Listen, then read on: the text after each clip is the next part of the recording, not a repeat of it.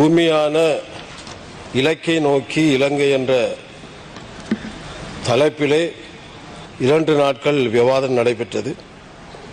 அதிலே பேச முடியாத நிலையிலே இன்றைய தினம் இன்றைக்கு இருக்கின்ற விவாதத்தை விவாதிக்காமல் நேற்றைய தினம் இந்த தூய்மையான இலக்கை நோக்கி இலங்கை என்ற விவாதத்தை செய்யலாம் என்று நினைக்கின்றேன். உண்மையிலே நாங்கள் இதை வரவேற்று நிற்கின்றோம். நல்ல ஒரு இலங்கையை கொண்டு வருவதற்கான ஊழலற்ற ஒரு எங்களுடைய நாட்டை கட்டியெழுப்புவதற்கான முயற்சியிலே எடுத்திருக்கின்ற இந்த திட்டத்தை நாங்கள் வரவேற்கின்றோம்.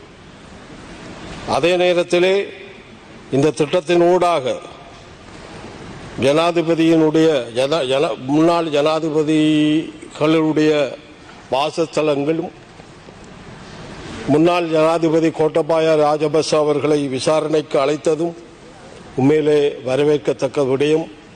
இது தொடர்ந்து நடைபெற வேண்டும். வருகிற நகரசபை பிரதேச சபை தேர்தலுக்கான யுத்தியாக இது அமைந்துவிடக் கூடாது என்பது என்னுடைய கருத்தாக இருக்கிறது. ஆகவே தூய்மையான இலக்கை நோக்கி இலங்கை என்ற அடிப்படையிலே பல விடயங்களை நாங்கள் செய்வதனூடாகத்தான் இதை வெற்றி பெற முடியும்.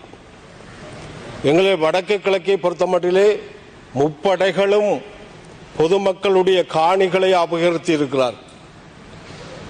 அது பொதுமக்களுடைய காணிகள், தேவாலயங்களுடைய காணிகள், கோயில்களுடைய காணிகள் அத்தனையும் அபகரிக்கப்பட்டிருக்கிறது. இந்த முப்படைகளுடைய நிலங்களை அபகரிக்கின்ற நிலையில் அது ஒழிக்கப்பட வேண்டும். அப்படி ஒழிக்கப்பட்டு பொதுமக்களுக்கு அந்த காணிகள் கொடுக்கப்படுகின்ற போதுதான் இந்த தூய்மையான இலக்கை நோக்கி இலங்கை என்ற அந்த கோஷம் நடைமுறைப்படுத்தப்படுகின்ற வகையிலே அது அமையும் என்பது என்னுடைய கருத்து.